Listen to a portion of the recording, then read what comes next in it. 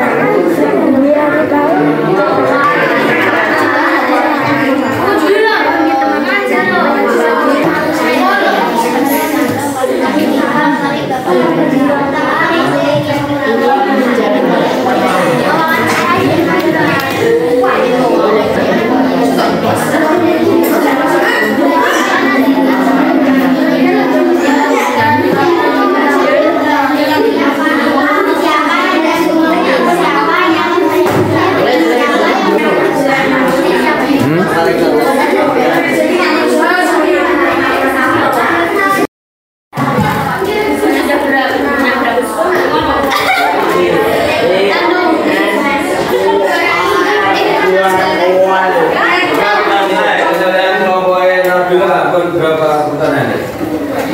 2.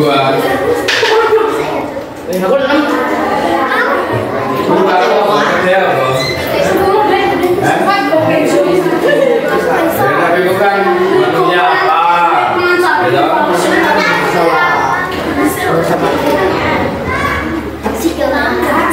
Yang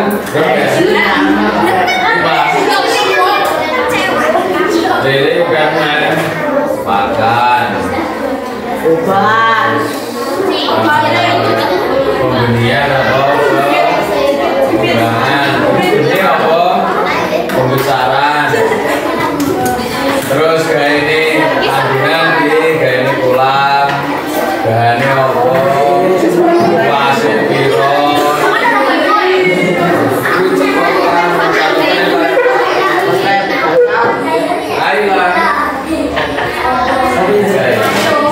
Berapa tuh?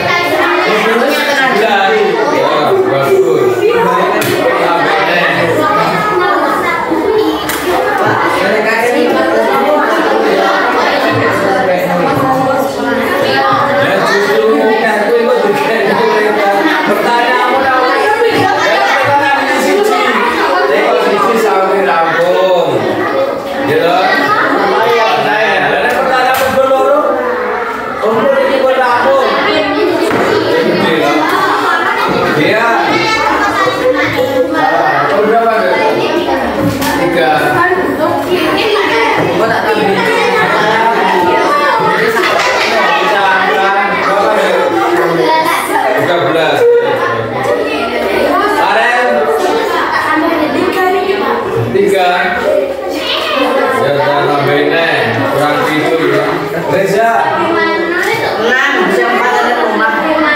Ditulis sisa, nanti tak cek semua.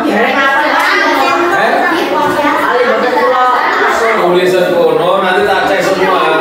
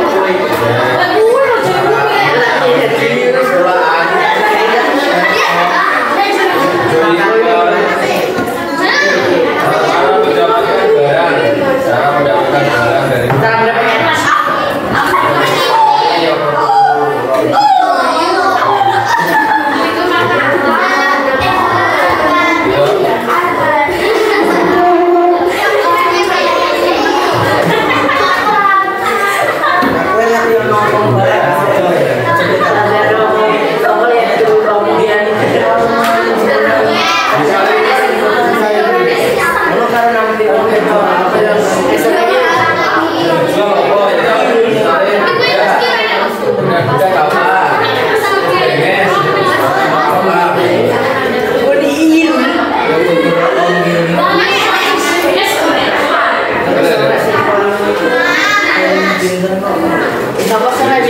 kayak kamu bilang mengolah cara mengolah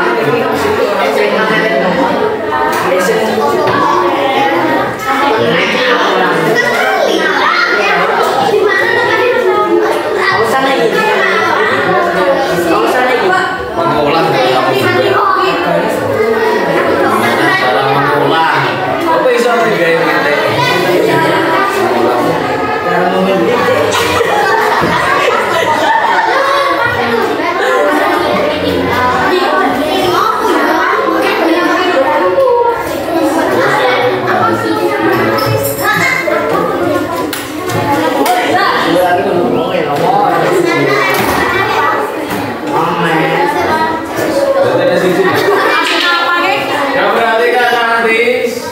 setelah selesai kita simulasi di depan sini satu kelompok satu, jadi ada yang teko, ada yang satu anak sebagai narasumbernya kan satu kok sisi teko sisi narasumber sisi voting.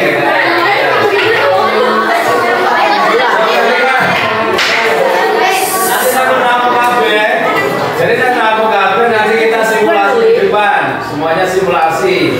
Ini jadikan dulu pertanyaannya minimal 10 pertanyaan minimal. Terus ini pertanyaan kali ini.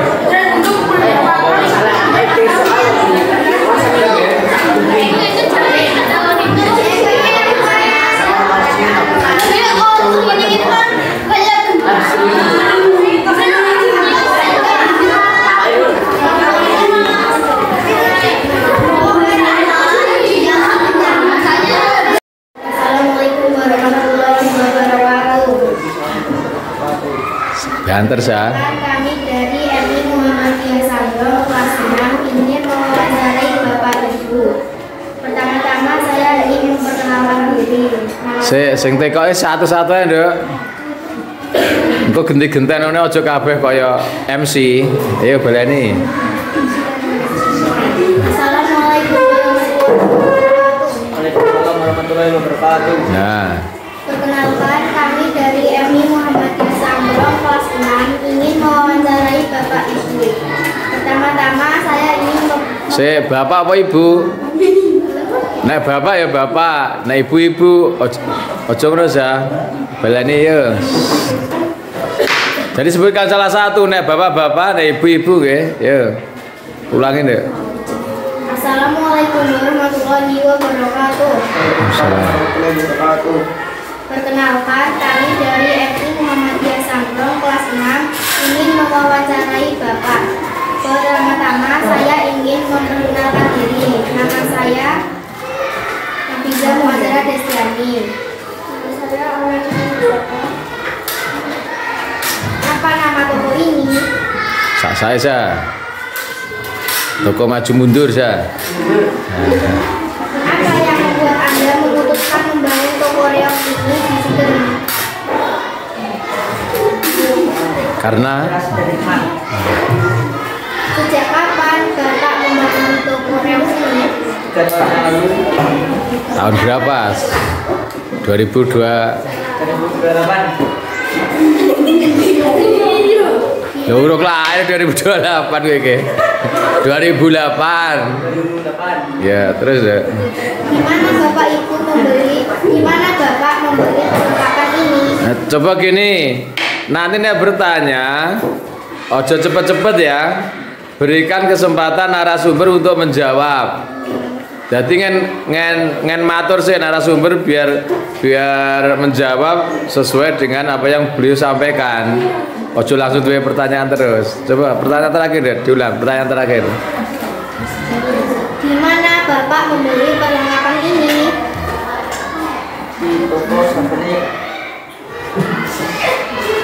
Nek buat sendiri ya kondo buat sendiri ngono sa.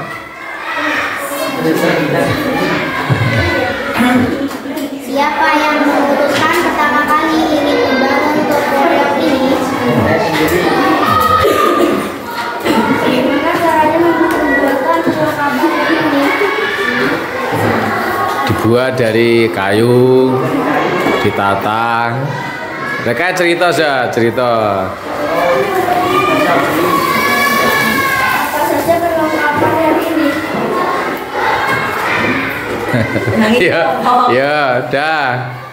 Intinya seperti itu, guys. Jadi ketika bertanya, pastikan narasumber menjawab dulu, baru kamu tanya yang lain. Istilahnya ojo nrecel, ngen jawab sih baru beralih ke pertanyaan yang lain. Betul nggih? Terus yang kedua, yang satu nyatet. Jadi nanti dua penanya, misalnya dua penanya semuanya membawa pertanyaan yang sama. Oh iki tekone kancaku, aku terus iki. Jadi misalnya genep ganjil, Ica aku ganjil, sing Dipa genep. Seperti itu, ganjil genep ngoten nggih. Lah nek sing teko Ica, engko sing gawe jawaban ditulis jawabannya apa, Ica ya sing nulis. Nah sing teko engko Dipa, sing jawab ya Dipa, ditulis jawabannya. Nah nanti jawabanmu itu untuk laporan wawancara. Ngoten nggih. Saiki rekae wis bubar, rampung.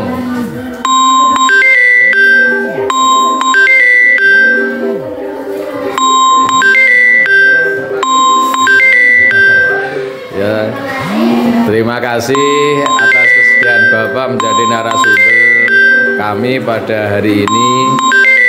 No. Coba diulang.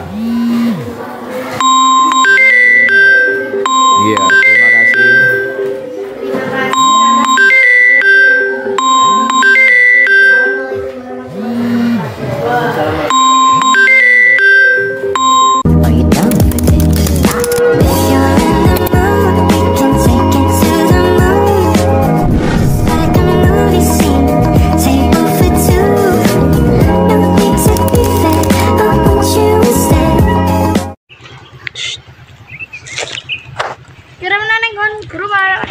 Assalamualaikum warahmatullahi wabarakatuh. Salam warahmatullahi wabarakatuh. Perkenalkan kami dari MI Muhammadiyah Sanggro kelas 6 ingin mewawancarai Ibu. Sebelum itu, kami akan memperkenalkan diri terlebih dahulu. Perkenalkan, nama saya Nabila Faiza Arifin. Perkenalkan, nama saya Nurul Sati. Dengan Ibu siapa? Rizky. Sudah berapa lama Ibu membuka kedai ini? Jalan kurang lebih 3 bulan. Apa menu yang paling best seller? Soto. Apakah Ibu pernah mendapatkan pesanan online? Alhamdulillah pernah.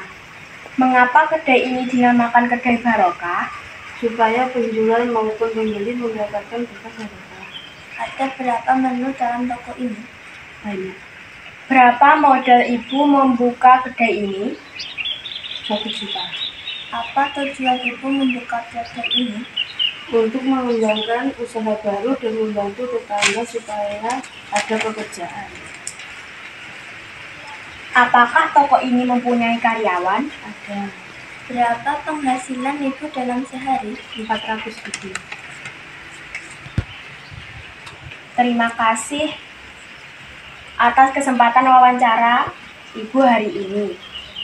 Kami ingin memohon maaf ketika kami mewawancarai Ibu ada salah kata maupun lancang. Wassalamualaikum warahmatullahi wabarakatuh. Warahmatullahi wabarakatuh.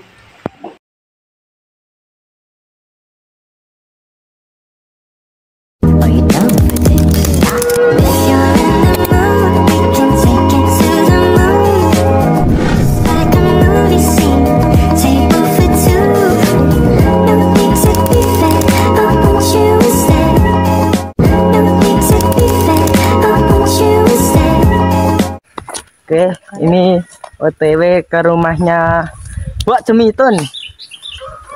Ya guys ya, kita akan mewawancarai tentang ternak lele atau tugas bahasa Indonesia ini ya guys ya. Nanti jangan lupa mampir ke YouTube Mim Sanggrong channel sama YouTube-nya Mas Papa. Ini kita lanjut nanti lagi ya guys ya. Ono sih.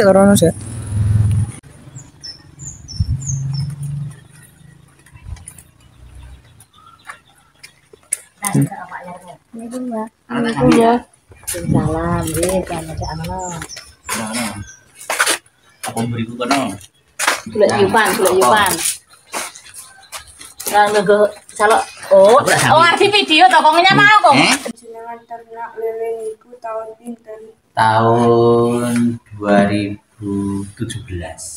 Nggih, Mbah. Nggih niki rencanane jenengan piyambak napa kali sinten? Sendiri piyambak. Terus ngresiki kolame niku ben dina dinten napa, Mbah? Situasional ki nak reget ya diresiki, nak mboten reget ya mboten. Dadi ora mesti kok sesasi pisan sak anu. Nggih, Mbah. Berarti niki niki awal iwake didol napa diternak piyambak? Dijual. Hasilnya dijual. Nggih. Oh, Rasa dedek regane sekilo pinten, Mbah? sekilo nak bakul 20, nak ngecer 25. Ini rata-rata ngecer. Niki bibitnya tumbas napa saking Produk sendiri. Kan nak kurang tumbas. Nak mboten anu mencukupi tumbas, nek mencukupi kene dhewe. Ada indukan. Luasnya kolam. 60-an meter. Nggih. Totalnya 60 meter persegian. Ya ampun. Terus sing gawe kolam jenengan piyambak napa direwangi sinten? Kali digoleki tenaga, kan sebagian permanen. Tumbas pakane enten pun di pasar napa toko Toko pakan. Toko pakan ikan. Biasanya tumbas pinten toko niku regane pinten? 1 sak 400. Beratnya 30 kilo.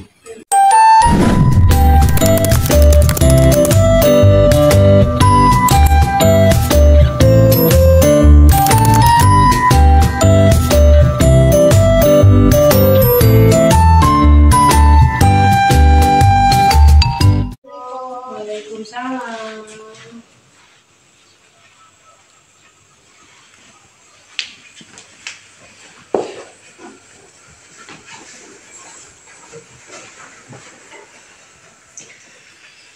Perkenalkan, kami dari MI Muhammadiyah Sangrong kelas 6 ingin mewawancarai Bu Surtini. Dan perkenalkan, saya Zahra Mira Rahmani. Saya Tinggi Hanifah. Dan saya Kaira Sarfahza. Saya bertiga ingin minta waktunya sebentar. Ibu sudah berapa tahun di bisnis mie ayam? Saya berbisnis mie ayam sejak tahun 2008 sampai tahun 2024 ini kira-kira 16 tahun. Tempat Ibu berjualan di mana? Saya berjualan mie ayam di Pasar Sapi Purwantono. Apa alasan Ibu ingin menjual mie ayam? Untuk membantu suami saya untuk memenuhi kebutuhan sehari-hari. Bagaimana cara mengolah mie ayamnya? Saya mengolah mie ayam dengan cara saya rebus, lalu saya kasih ayam dan kuah. Bumbunya apa saja? Ada bawang merah, bawang putih, ketumbar, kemiri, laos, salam, serai, penyedap rasa, ayam, daun bawang, dan mie.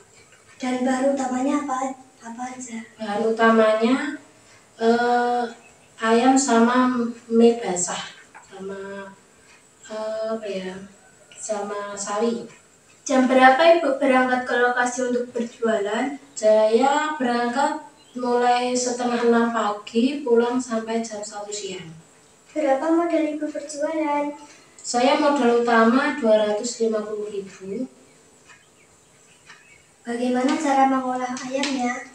Mengolah ayam pertama-tama ayam saya rebus terlebih dahulu, dibuang kuahnya, lalu dikasih bumbu-bumbu yang saya sebutkan tadi. Berapa lama Ibu merebus minyak? Kira-kira 10 menit sampai 15 menit. Ibu menjual minyak dengan harga berapa? Satu porsi saya jual dengan harga 8.000. Ibu membeli bahan-bahannya di mana? Di Pasar Purwantono. Berapa kilo Ibu membeli ayam dan minyak. Saya membeli ayam itu 1 kilo. Itu kalau saya masak sama mie itu mie-nya saya ambil 2 kilo mie basah. Dan Ibu mendapatkan ide untuk berjualan mie ayam dari mana? Saya melanjutkan usaha kakak saya. Dulu kakak saya jualan mie ayam di Pasar Sapi, sekarang dia sudah jualan di rumah itu jualan jamu di rumah, jamu seduh.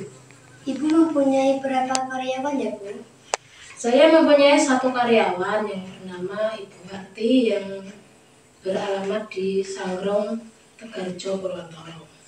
Terima kasih Ibu sudah mengizinkan kita bertiga untuk mewawancarai Ibu Surtini dan semoga bisnis Ibu laris manis. Mohon maaf kedatangan kami bertiga telah mengganggu waktu Ibu. Dan kami akhiri wawancara ini dengan salam. Wassalamualaikum warahmatullahi wabarakatuh. Waalaikumsalam warahmatullahi wabarakatuh. Ini sudah jadi mie ayamnya. Ini anak-anak semuanya mari makan mie ayam dulu nih. Rasakan dulu Mbak, ya dimakan dulu. Terus enak Bu. Terima kasih Bu.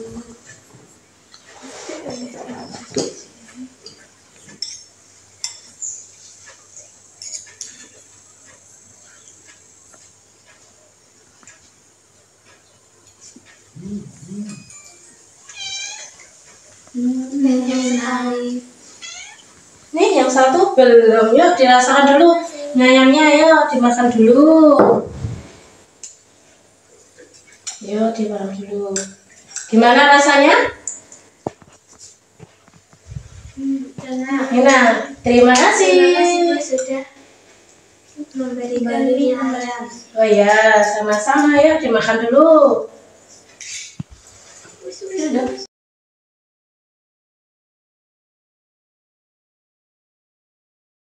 Ibu sudah meluangkan waktu untuk kami bertiga dan kami mohon izin untuk berpamitan dan melanjutkan sekolah kembali. Terima kasih. Ya, sama-sama. Semoga sukses selalu.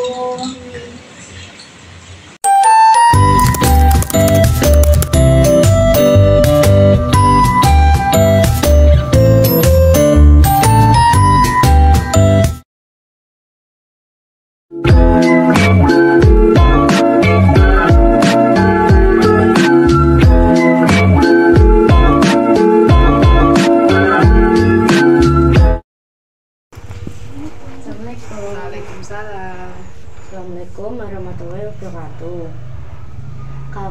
Bolehkah kami minta waktu Anda sebentar? Boleh. Kami dari MIM Sanggrong kelas 6 ingin mewawancarai Anda. Sebelum kami mulai wawancara, kami ingin memperkenalkan diri terlebih dahulu. Perkenalkan, nama saya Dia Ayu Safania. Ya. Perkenalkan, nama saya Zinta Daudavia. Dan kameramen Nimas Aurora. Silakan Anda memperkenalkan diri Anda. Iya, perkenalkan nama saya Priscianise. Ya. Saya Permainan Sanggrong. Kebutuhan untuk wawancara untuk apa ya, Dek? Kebutuhan untuk wawancara. Oh iya, yaudah. Mari masuk ke dalam. Ya.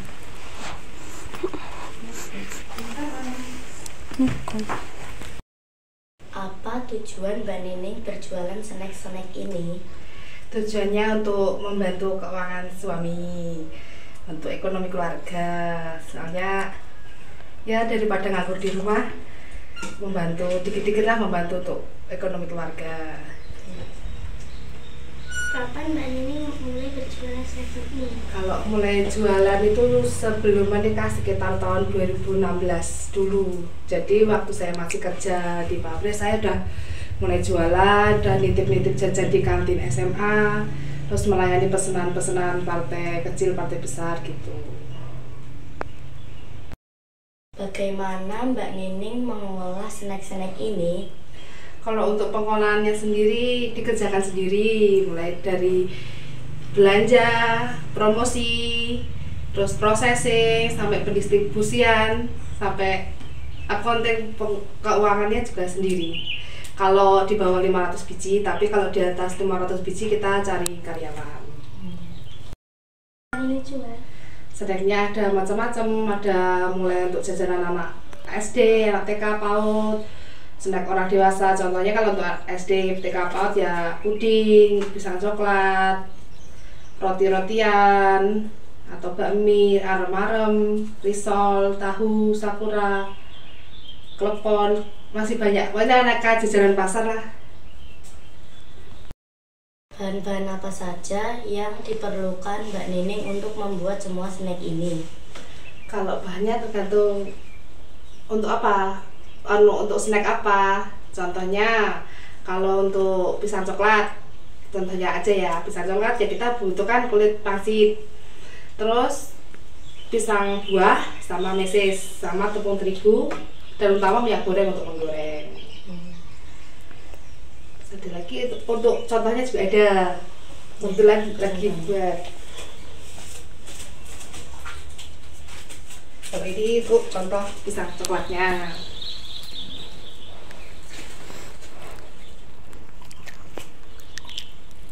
Jadi ini Mbak Nining buat sendiri? Iya, buat sendiri. Hop nih. Siapa yang membantu Mbak Nining untuk menjual? Siapa yang membantu Mbak Nining untuk membuat snack-snack ini? Kebetulan kalau untuk porsi kecil saya sendiri. Kadang kalau untuk porsi banyak dibantu sama ibu saya atau tetangga saya. Apa kendala Mbak Nining selama berjualan snack-snack ini?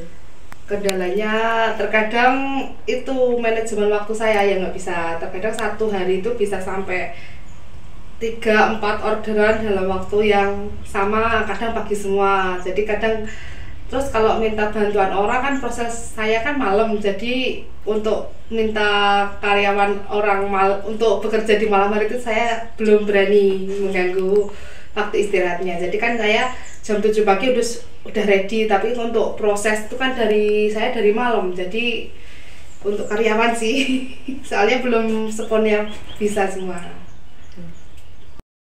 Sehari bisa menghasilkan berapa snack? Kalau sehari tergantung pesanan. Kalau saya sih biasa sekitar 300 biji bisa, insya Allah. Tapi kalau pas pesanan banyak hampir 700-800 biji bisa. Tapi kalau untuk sehari kebetulan saya ada punya kerjasama sama TK sama PAUD, jadi saya yang pasti itu TK PAUD 12 sama 30, 50 porsi, jadi sekitar 100 biji itu yang udah pasti setiap hari, belum yang lainnya. Kalau yang pasti ya itu 100 porsi, 100 biji. Gimana Mbak Nining menjual snack yang sudah jadi? Snack sudah jadi biasanya ada yang pesan untuk acara pengajian, terus untuk snack-snack anak sekolah seperti anak SD, anak PAUD, anak TK itu yang udah pasti. Anak MI maksud saya. Apa Mbak Nining memilih untuk berjualan snack? Soalnya kalau untuk penjual snack itu hobi sih saya senang memasak. Terus kalau bekerja dengan hobi, insya Allah itu tidak berasa capek. Tapi kalau bekerja dengan tuntutan kayak saya belum bisa. Soalnya saya pernah bekerja di perusahaan, jadi harus ikut atasan itu udah bertahun-tahun sih rasanya. Tapi kalau untuk memasak itu udah hobi saya. Terus kebetulan anak saya masih kecil, jadi belum bisa untuk ditinggal. Jadi ya sambil ngomong anak bisa menghasilkan uang sambil di rumah gitu. Ya, jadi itu menyambi anaknya sambil bekerja. Iya, kan kalau saya prosesnya malam, kebetulan anaknya udah tidur. Kalau siang kan full untuk anak, kecuali kalau ada pesanan sore. Tapi alhamdulillah anak saya sekarang udah sekolah, jadi udah bisa mengerti sih kesibukan ibunya sendiri. Terima kasih Mbak Nining sudah mau wawancara dengan kami. Mohon maaf kalau kami mengganggu waktu Anda. Assalamualaikum warahmatullahi wabarakatuh. Waalaikumsalam warahmatullahi wabarakatuh. Tidak mengganggu. Senang sekali kedatangan adik-adik semua untuk menjadikan saya motivasi untuk kedepannya lebih baik lagi dalam saya berdagang lagi. Amin.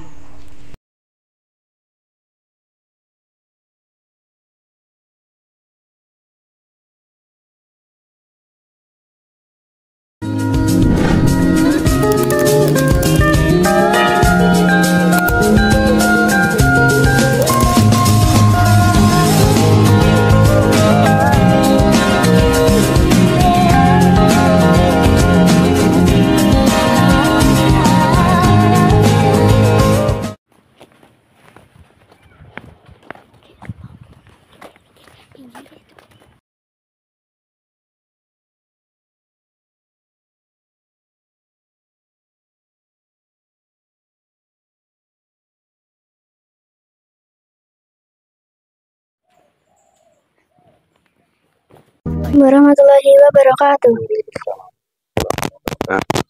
Selamat pagi Pak, nama saya Aulia Diva Septiana. Nama saya Pinasti Maharani. Kami terima kasih telah meluangkan waktu untuk bertemu dengan saya hari ini. Saya sangat senang dapat berbicara dengan Anda. Saya dari MI Muhammadiyah Sanggrong ingin mewawancarai Bapak tentang bisnis riak ini. Izinkan saya mengajukan pertanyaan-pertanyaan. Apa nama toko ini? Nama tokonya Kembar Art. Juga kalau di toko-toko online ada Kembar Art, terus Kembar Art Official juga bisa. Pokoknya ada hubungannya dengan Kembar Art.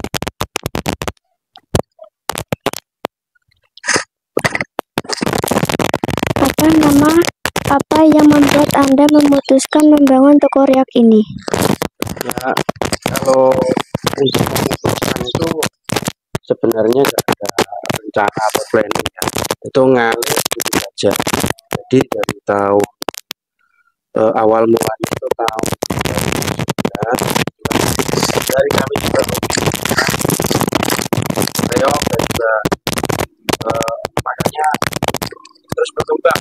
Jadi awal mulai itu malah dari sekedar ini terus lambat laun terus jadi mata pencaharian sampai dengan tahun 2014. Jadi masalah motivasi atau sebenarnya ya saya cuma dorongan dari kebetulan Di mana Bapak membeli perlengkapan ini?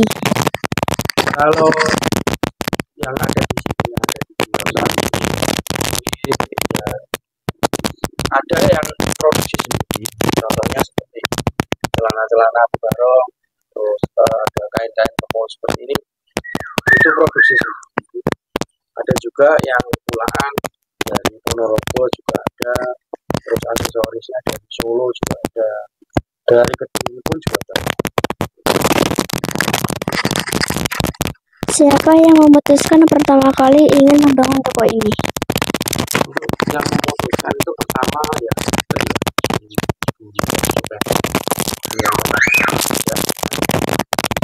dan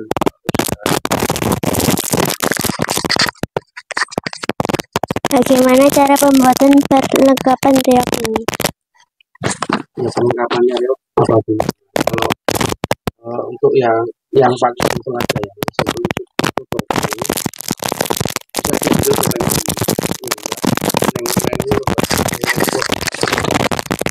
Bagaimana cara pembuatan perlengkapan riak ini? untuk cara pembuatannya kita yang simpel aja. Ini tuh dari kayu dadar. Pertama kali kami menggunakan kayu dadar, terus kita bentuk. Pertama kali kita gambar dengan desain atau bagannya seperti apa yang kita inginkan. Terus nanti digambar sketsanya, terus dipahat atau diukir sesuai dengan sketsa. Lalu kita haluskan, terus kemudian kita lapisi dengan pasir atau kumpul. Setelah itu kita cat dan langkah terakhir itu pemasangan.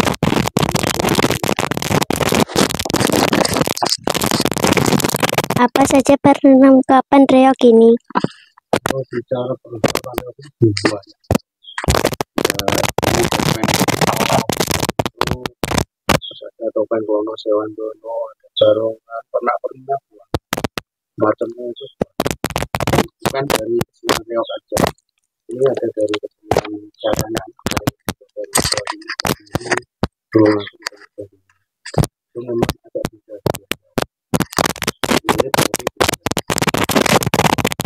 Gimana Bapak memasakkan perlengkapan silatnya? Kalau untuk pemasarannya, kalau di kampung sendiri ya ini, tapi untuk lebih menjangkau lebih luas kita ada pemasarannya di online shop ya. Jadi Shopee, TikTok Shop, WhatsApp aja, dan Facebook, YouTube, dan pokoknya semua medsos kita ada tuh marketplace.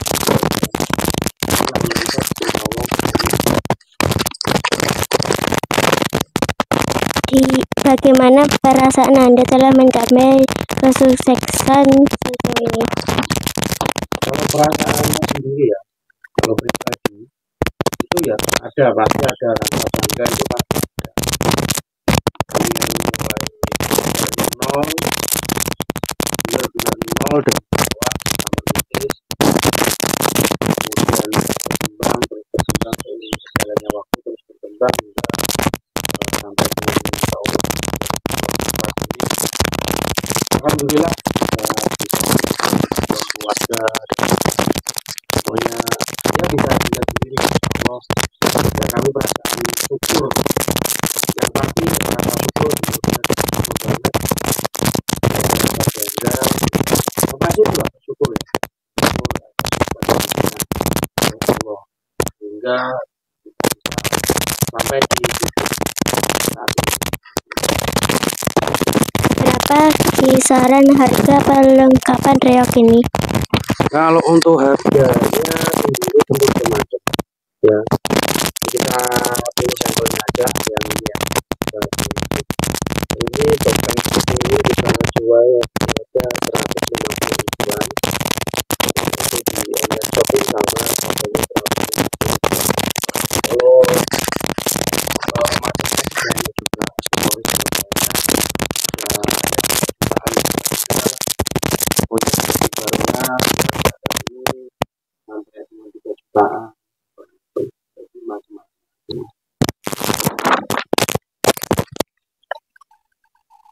Selain Bapak, adakah karyawan lain yang membantu di toko ini?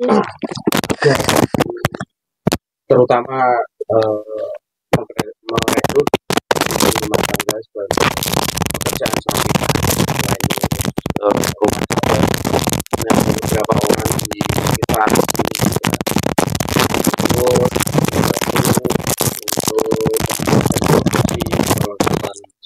kesenian di sini.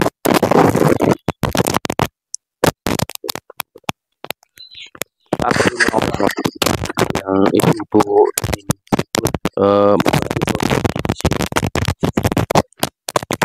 Apa yang memotivasi Anda untuk terlibat dalam seni reok?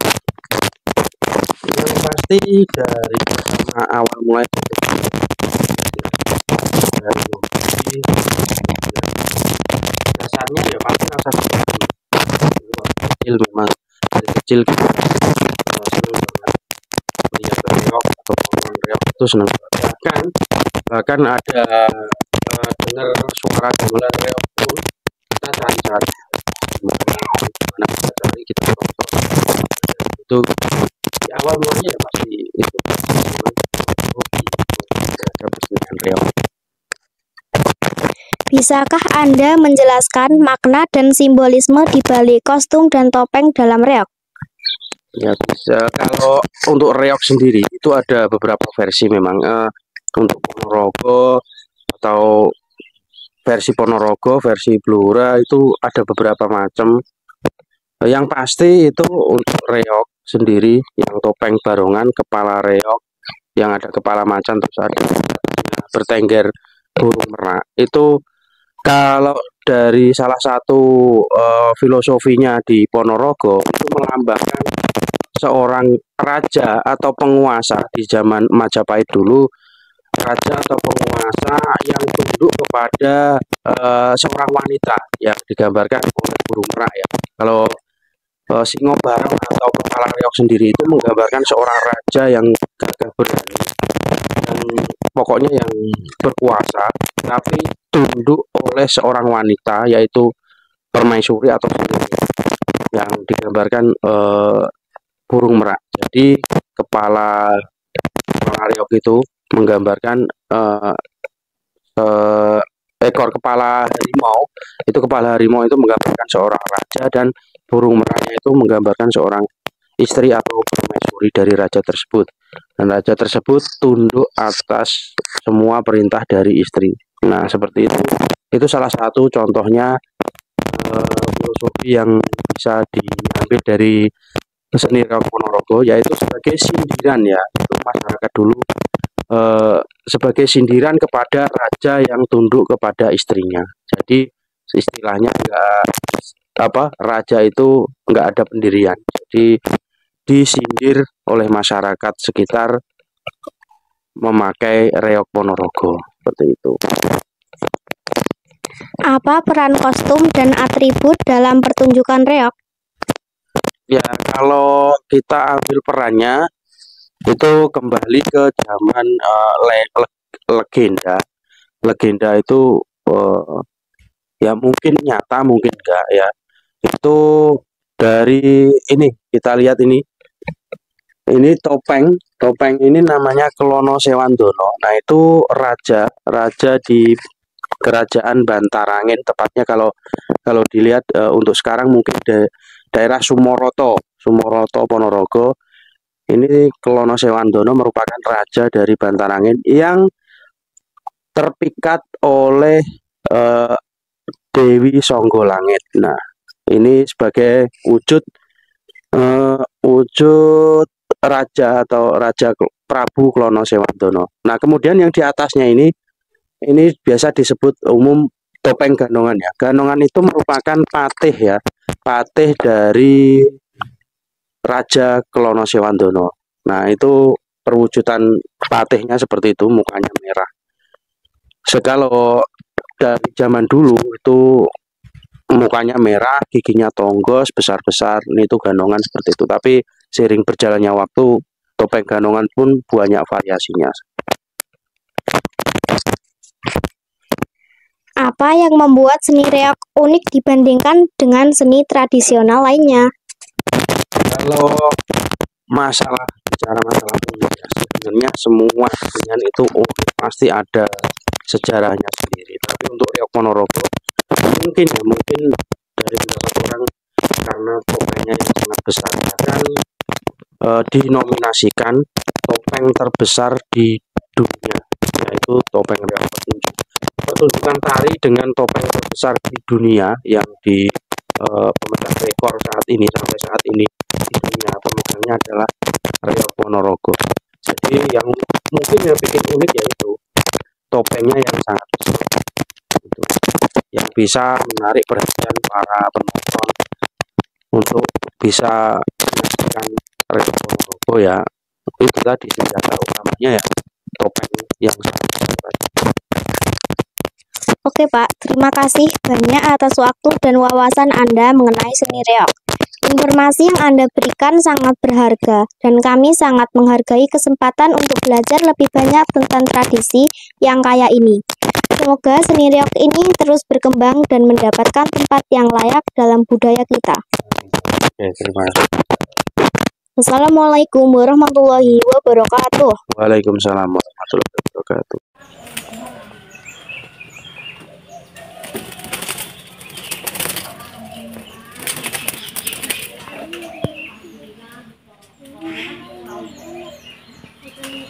Ini aku kan?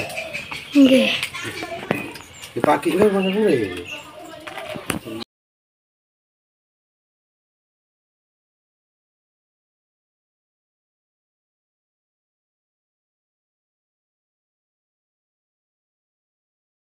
Are you down for this?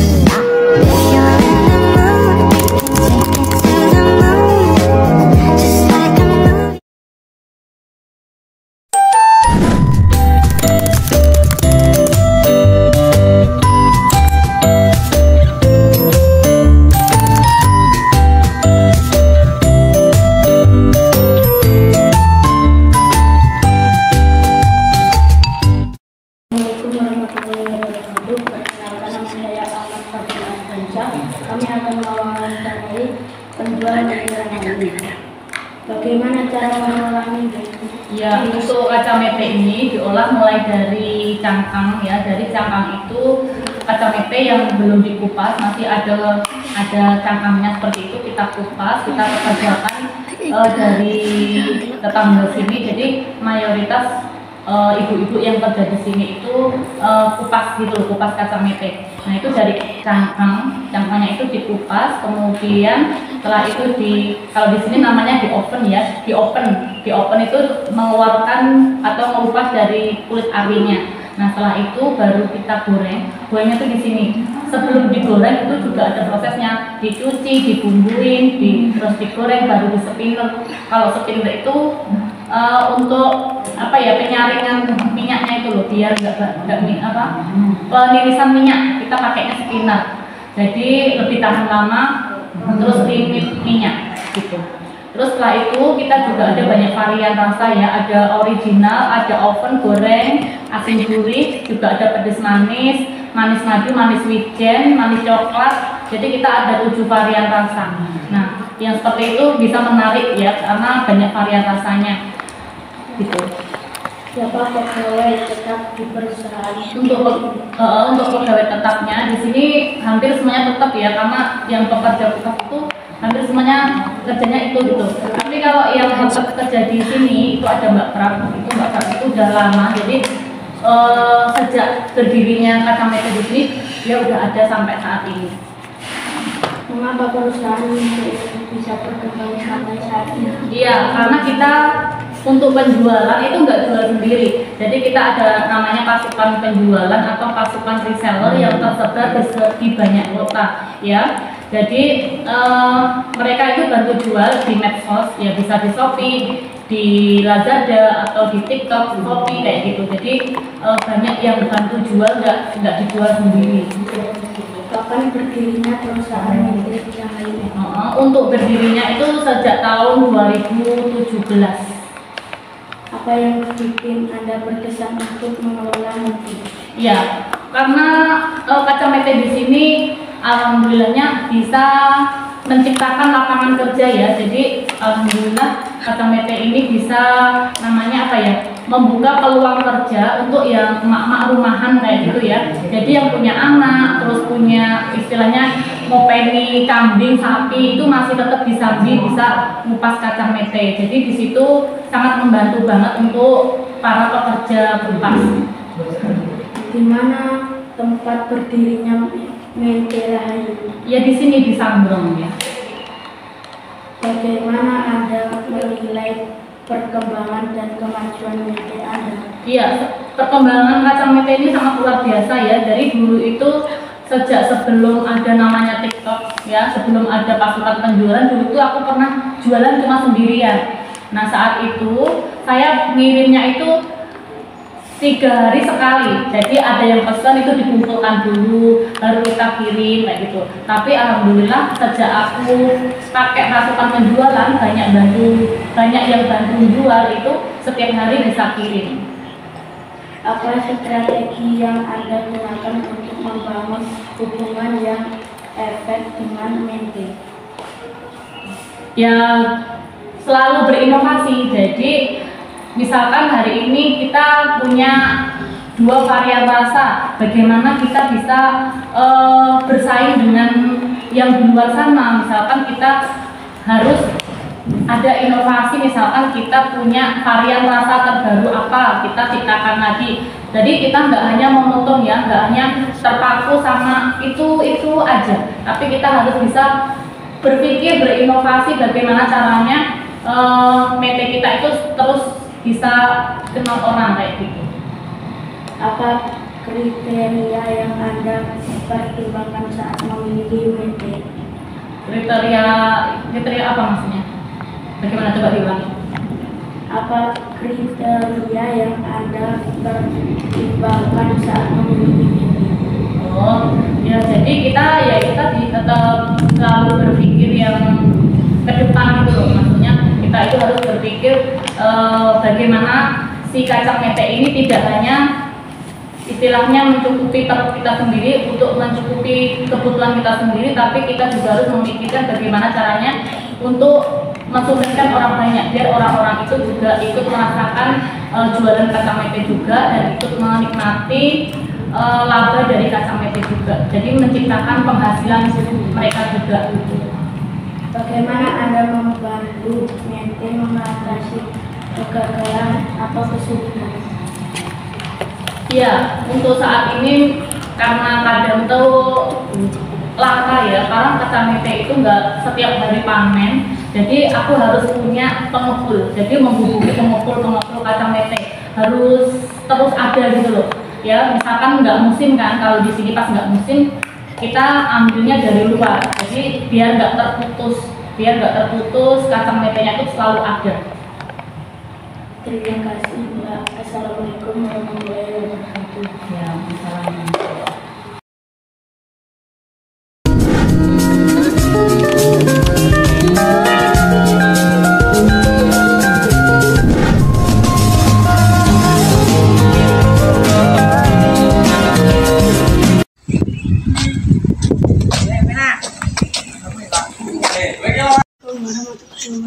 Waalaikumsalam warahmatullahi wabarakatuh. Kami dari sekolah Instagram kelas 6 akan mewawancari Bapak Irun. Ya, oke. Oke. Pertama-tama perkenalkan nama saya Ahmad Fajar Rizkiansa. Terus apa yang mau ditanyakan? Kapan Anda membuka usaha ini? Saya membuka usaha ini sekitar 15 tahun yang lalu. Dan kapan buka atau tutup tokonya? Buka atau tutup tokonya itu tidak ada batasan waktu, 27 jam. Paham 27 jam? Bengkel buka 24 jam, yang 2 jam itu untuk panggilan. Nah, seperti itu. Apa yang memotivasi Anda untuk bekerja di bidang perbengkelan? Karena saya hobi. Nanti dari hobi itu akan menghasilkan uang. Seperti itu. Dan bagaimana cara Anda menghadapi pekerjaan yang memerlukan keterampilan teknis tinggi? Ya, karena saya dulu juga pernah sekolah, pernah belajar. Nah, seperti kalian, nanti jenjangnya seperti itu. Sekolah yang tekun, belajar, nanti akhirnya bisa. Dan apa alat atau perangkat yang paling Anda kuasai dan bagaimana Anda menggunakannya? Alat perangkat, semua alat perangkat bengkel saya menguasai. Dan saya menggunakan sesuai dengan prosedur, sesuai dengan SOP yang tepat. Pernahkah Anda menghadapi situasi di mana Anda harus mengatasi masalah yang tidak biasa? Bagaimana Anda menganiayanya? Pernah banget, karena bengkel itu banyak permasalahan yang baru dan banyak permasalahan yang biasa. Nah, kita menghadapinya dengan santai karena kita punya pemikiran, jadi kita harus memahami permasalahan itu, jadi kita bisa menyelesaikannya.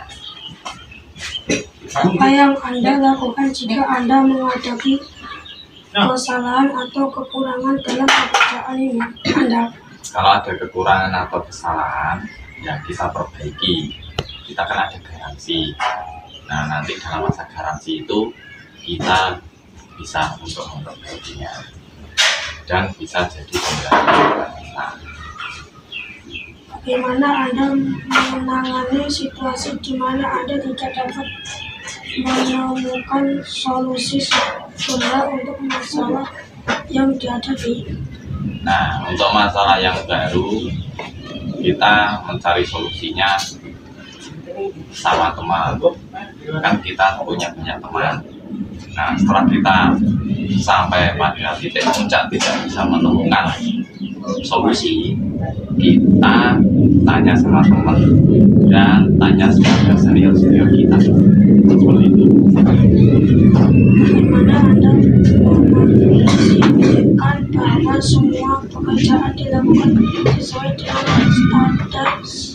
keselamatan. Nah, kita bekerja secara hati-hati. Jadi dari awal kita selalu berusaha untuk selalu disiplin. Jelaskan proses perawatan dan perbaikan yang Anda lakukan pada mesin kendaraan. Kalau perawatan dan perbaikan setiap bulan itu harus menyarankan pada konsumen untuk selalu mengecek bagaimana kondisinya kendaraan dan kondisi alat seperti itu. Bagaimana Anda mengelola waktu dan kapasitas saat mengenai beberapa pekerjaan sekaligus di bengkel? Nah, kita kan ada anak buah. Ya. Jadi dua pekerjaan atau tiga pekerjaan bisa dilaksanakan dalam satu waktu. Ada karyawan, ada anak PKL. Dan untuk pendapatan Anda dalam waktu 1 bulan berapa? Kalau itu untuk pendapatan tidak bisa dikatakan, intinya tidak bisa disebutkan dan tidak bisa intinya dikatakan kepada semua orang. Untuk pendapatan itu untuk pribadi. Bagaimana Anda berkomunikasi dengan pelanggan untuk menjelaskan masalah dan solusi yang dibutuhkan pada kendaraan mereka? Dan kita jelaskan secara perlahan bagaimana karakter konsumen itu kita pahami dulu. Kita jelaskan dari awal, mulai dari resiko dan perbaikannya kita jelaskan, ya pasti pelanggan memahami. Pernahkah Anda bekerja dalam tim bengkel? Ya kita kan bekerja sama tim, nah itu ada teman-teman. Nah itu selalu kita bekerja sama tim, tidak bekerja sendirian. Bagaimana Anda berkontribusi? Nah kita bersama bekerja secara tim nanti akan mencapai tujuan secara maksimal bersama-sama.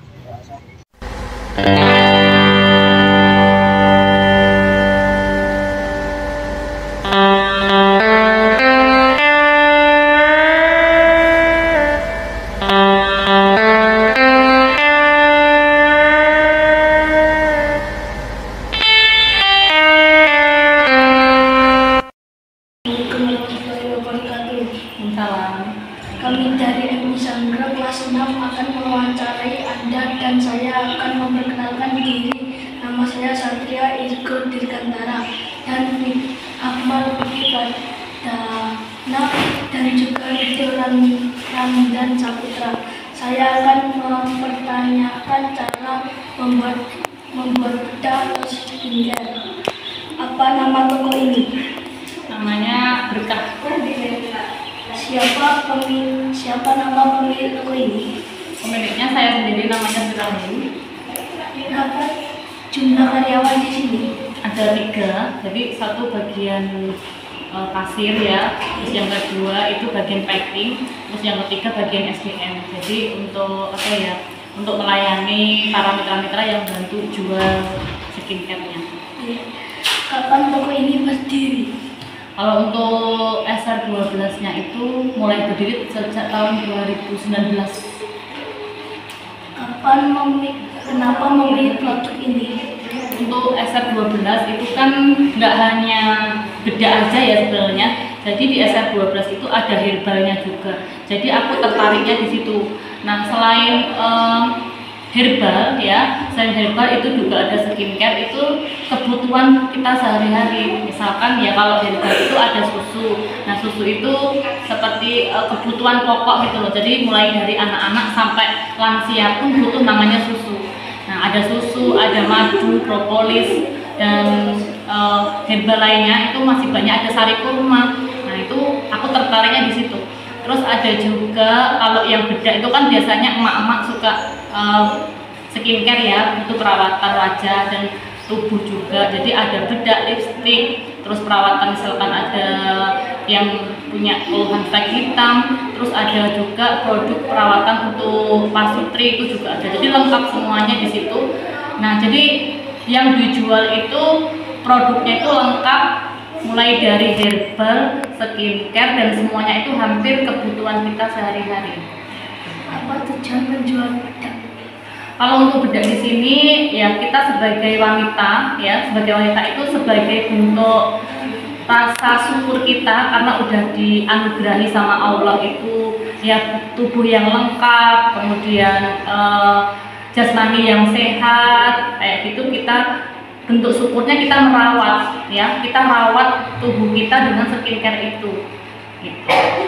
Cara mendapatkan barang bagaimana? Kalau untuk produknya ini sebenarnya produknya itu kita ambil dari gudang pabrik yang utama itu di Bogor ya. Jadi SR12 itu ada beberapa gudang pokok. Jadi ada di Bogor, ada di luar Jawa, di Solo, di Papua, terus di Solo, Surabaya, itu banyak.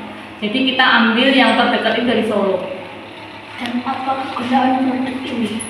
Banyak, karena kan yang seperti aku katakan di awal, ada herbal, ada skincare, jadi sesuai dengan kebutuhan kita. Misalkan kalau ada bayi, misalkan ya kita ada anak bayi, itu kan butuh, kadang ada ruang popok, misalkan ada yang gatal-gatal, itu kita kasih VCO. Terus misalkan susu, ya kan, karena ada anak juga yang alergi sama susu sapi, itu bisa kasih kita susu SR12, itu ada susu kambing, misalkan seperti itu. Jadi produk kita itu insya Allah ada manfaatnya bagi semua orang gitu. Biasanya barang dijual kemana aja?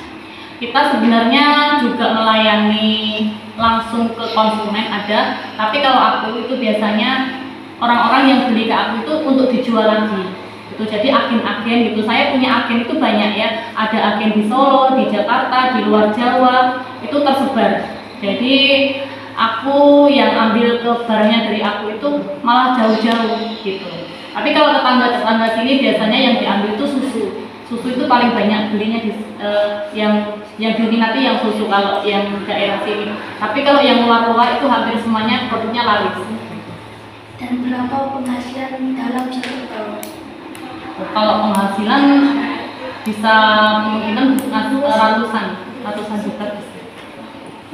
Oh ya, terima kasih sudah meluangkan waktu wawancara hari ini. Terima kasih. Assalamualaikum warahmatullahi wabarakatuh. Udah?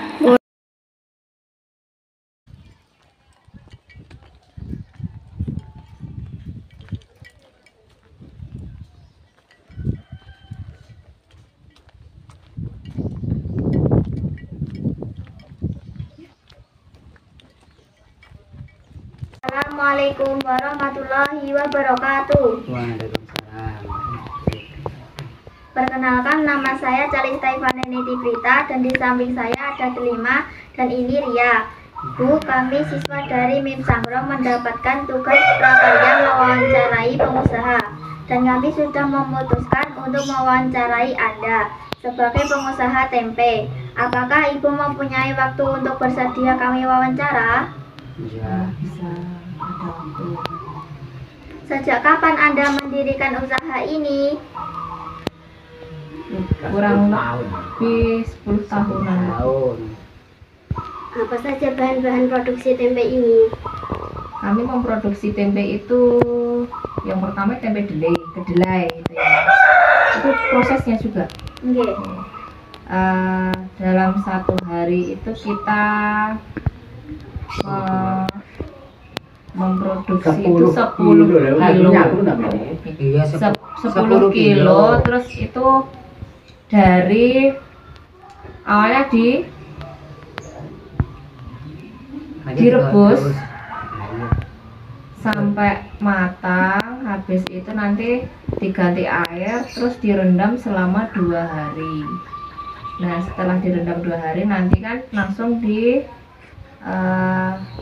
dibersihkan, terus kayak istilah Jawanya itu diiles ya. Kalau di sini kan pakai tradisional manual ya, belum ada mesin, jadi diiles biasa pakai kaki gitu.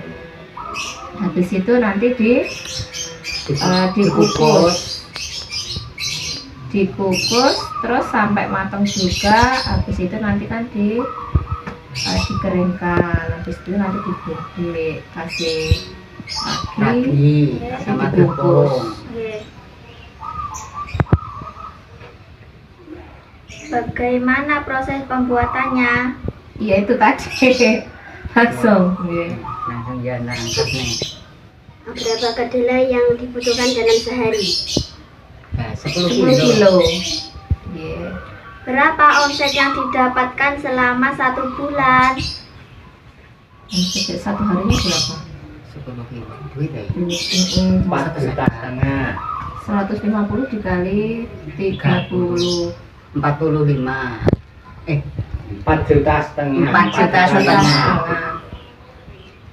4 juta. Berapa harga tempe per kemasan? Per kemasan kalau untuk yang tempe diolah untuk janganan buat di sayur itu 500, tapi untuk yang lebar untuk penggorengan, digoreng itu gorengan itu 1 bungkusnya 1.000. Bagaimana dengan perkemasan tempe? Pakai daun jati. Bagaimana proses pemasarannya? Ini kan sudah stok ke warung, jadi nggak perlu diiter-iter ke pasar, nggak disetar ke warung-warung gitu. Dengan apa biasanya Anda memastikan produk Anda secara keliling? Memakai kendaraan motor.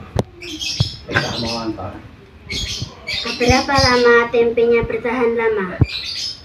Ya 3 hari 4 hari. 3 atau 4 hari. Apa masalah yang dihadapi dalam usaha tempe ini?